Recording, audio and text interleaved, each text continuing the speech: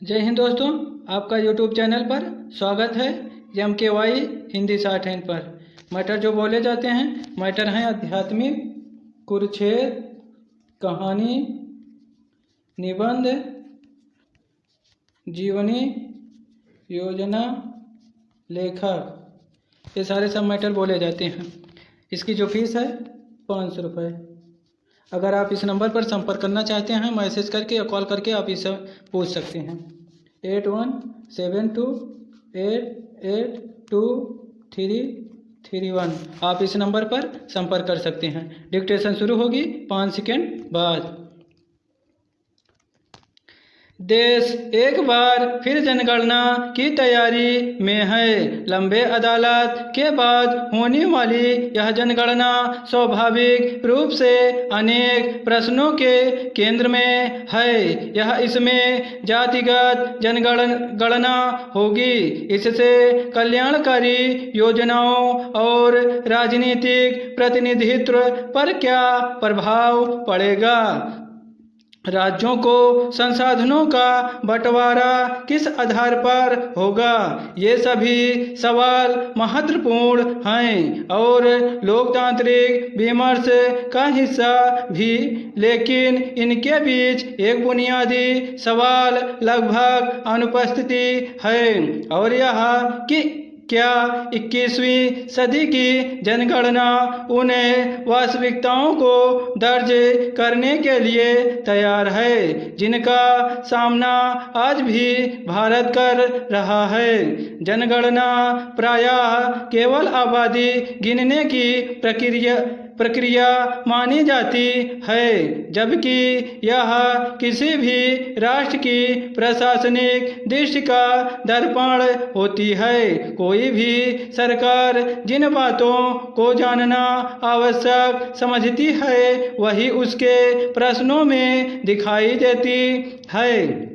इसलिए जनगणना केवल यह नहीं बताती कि देश में कितने लोग हैं, बल्कि यह भी बताती है कि राज्य अपने समाज को किस नज़र से देखा रहा है और भविष्य की चुनौतियों को किस प्रकार समझना चाहता है। स्वतंत्र भारत की जनगणना समय के साथ बदलती रही है। आवास, पेयजल, शौचालय, बिजली, रसोई, ईंधन, बैंकिंग सुविधा, मोबाइल फोन और इंटरनेट जैसी जानकारियां इनमें क्रमशः जुड़ती गईं। इनसे शासन को विकास योजनाएं बनाने, सामाजिक असमानताओं को समझने और कल्याणकारी कार्यक्रमों को लक्षित करने में बड़ी सहायता मिली।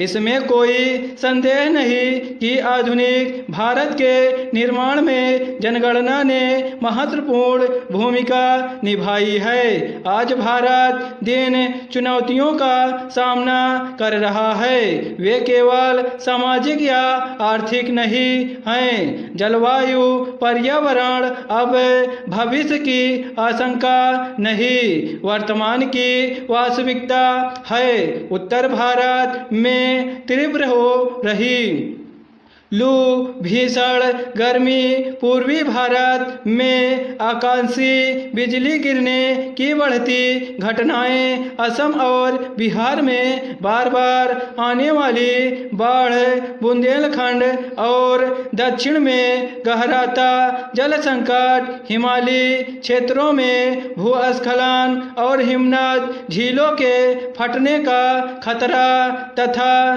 पश्चिम भारत में भूजल का लगातार गिरता स्तर, ये सभी घटनाएं अब अलग अलग पर्यावरणीय समस्याएं नहीं रही।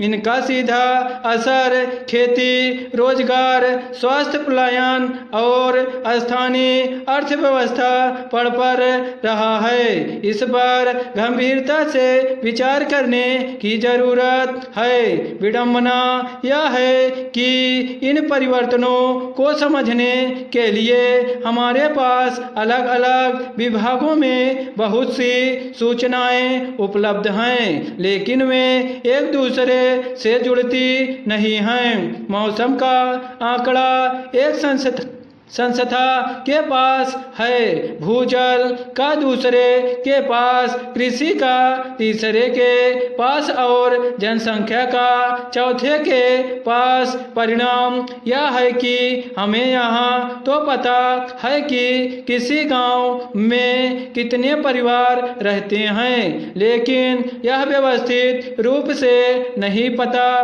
कि सूखते तालाब, घटता भूजल, बदलती फसलें या बार बार आने वाली आपदाएं वहाँ के लोगों के जीवन और आजीविका को किस प्रकार बदल रही है।